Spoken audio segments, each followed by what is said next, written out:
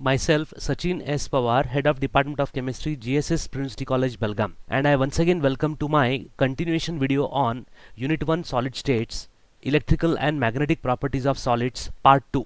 Here we'll discuss magnetic properties of solids. Now we shall study magnetic properties of solids. In any solid we have electrons, and we should know that the magnetic property of the solid is due to the magnetic moment of the electrons. As we know, in an atom, electron is revolving around the nucleus in orbits, and it also spins about its own axis, and thus the magnetic moment of electron is due to its spin motion, that is called spin magnetic moment, and orbital motion, that is called orbital magnetic moment.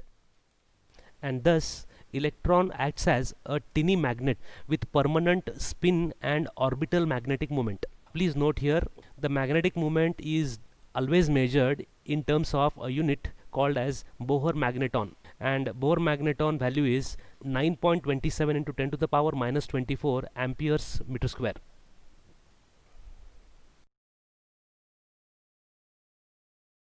Based on the magnetic property of the solid, we have 5 types of substances. As we can see on your screen: diamagnetic substance, paramagnetic substance, ferromagnetic substance, ferrimagnetic substance, and antiferromagnetic substance.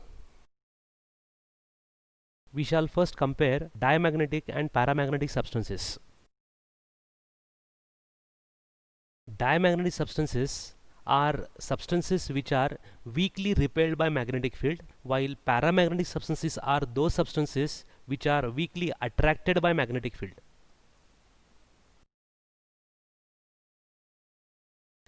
Here we have to note that the diamagnetism or the diamagnetic property is shown by only those substances where all the electrons are paired, that is, those substances where there is not a single unpaired electron, whereas paramagnetic substances are those where there are some unpaired electrons present.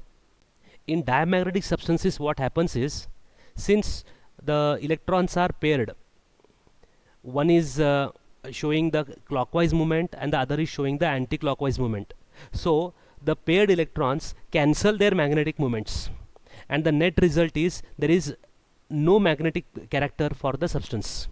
However, in paramagnetic substances, even if a single unpaired electron is present, that is acting as a tiny magnet, and when a magnetic field is applied, it will orient itself in such a way that it will be parallel to the direction of the applied field, and thus the substance gets magnetized and gets attracted towards the magnetic field. However, paramagnetic substances lose their magnetic property as soon as the applied magnetic field is removed.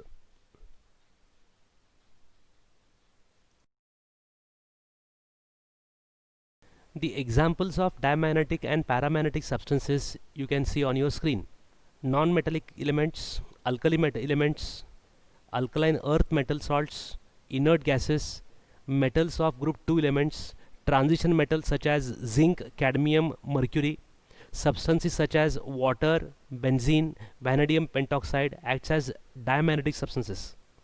Whereas paramagnetic substances, you can take example of oxygen molecule, copper plus 2 ion, ferric ion, chromium ion, oxides of titanium, vanadium oxide, copper oxide, etc. Further, the examples of ferromagnetic, ferrimagnetic, and antiferromagnetic substances are on your screen. On the extreme left side, iron, cobalt, nickel, gadolinium, chromium oxide act as ferromagnetic substances. Magnetite Fe3O4 and ferrites such as Mg Fe2O4, Zn Fe2O4, etc. act as ferrimagnetic substances. Oxides of manganese, that is MnO, Mn2O3, MnO2, are shown as the examples of antiferromagnetic substances.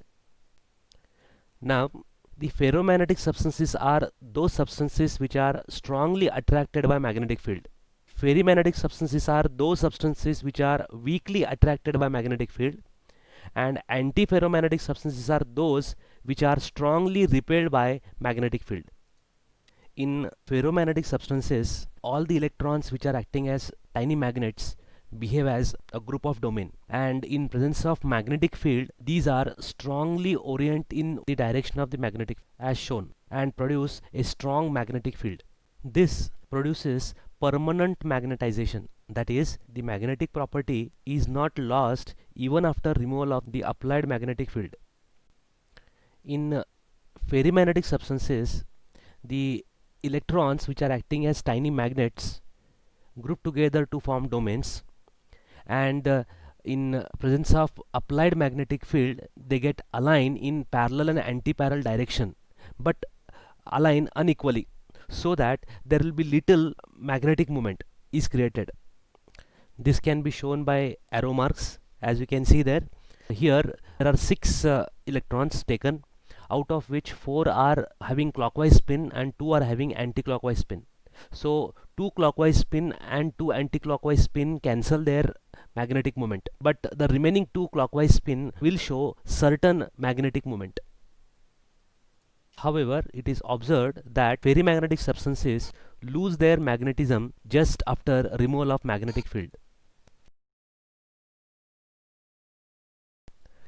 In the antiferromagnetic substances, we'll see the electrons which are acting as the tiny magnets form a domain, and these domains in the presence of applied magnetic field align in such a way that the net magnetic moment gets cancelled.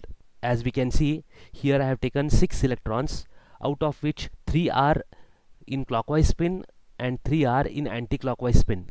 Thus 3 electrons with clockwise spin cancel the magnetic moment of 3 electrons which are in anti-clockwise spin, and thus the net magnetic moment becomes 0. Here please note that the ferromagnetic substances and antiferromagnetic substances show paramagnetic behavior at certain higher temperature. This is mainly due to the fact that at higher temperature there will be randomization of the spins. Thus it is observed ferromagnetic materials have a characteristic temperature above which there will not be any ferromagnetic behavior. That temperature is called as the Curie point. For example, Curie point of pure iron is 1043, that is, above 1043 Kelvin iron loses its ferromagnetism. This completes the syllabus of solid states. However, some problems from exemplary need to be solved, and that I will solve now. Problem: if sodium chloride is doped with 10 to the power minus 3 mole percentage of strontium chloride, what is the concentration of cation vacancies? Here they have given that sodium chloride is doped with 10 to the power minus 3 mole percentage of strontium chloride, and if you can imagine, in sodium chloride sodium ion has +1 charge, while in strontium chloride strontium have +2 charge.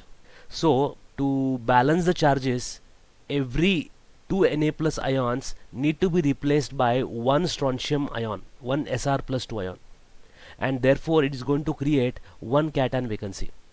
So for every addition of one Sr plus 2 ion, it will create one cation vacancy, as you can see with the purple colored square box. Therefore, from the given value, since it is a percentage, it implies that 100 moles of sodium chloride is doped with 10 to the power minus 3 mole of strontium chloride.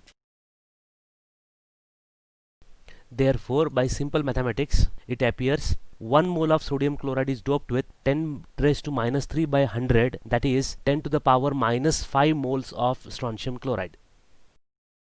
And since here for replacing every 2 Na plus ion by one strontium ion, it creates one cation vacancy, the concentration of cation vacancy is 10 to the power minus 5 per mole of sodium chloride. Thus the concentration of cation vacancy is 10 to the power minus 5 into 6.022 into 10 to the power 23, and that is 6.022 into 10 to the power 18 per mole of sodium chloride. Next problem, if the radius of the bromide ion is 0.182 nanometers, how large a cation can fit in each of the tetrahedral holes?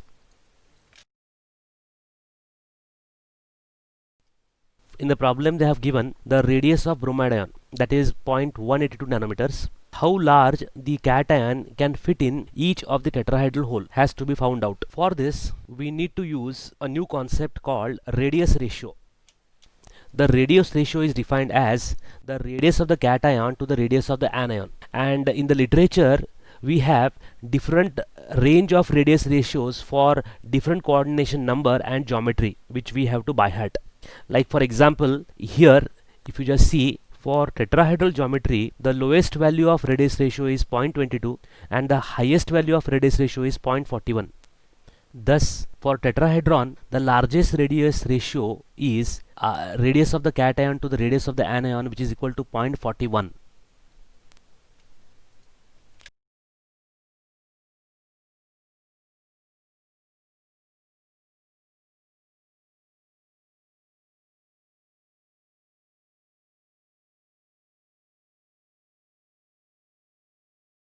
And thus, the maximum radius of the cation, that is R cation, should be equal to 0.41 into the radius of the Br minus ion. And since the radius of the Br minus ion is given as 0.182 nanometers, by multiplying it by 0.41, the value comes out to be 0.076 nanometers.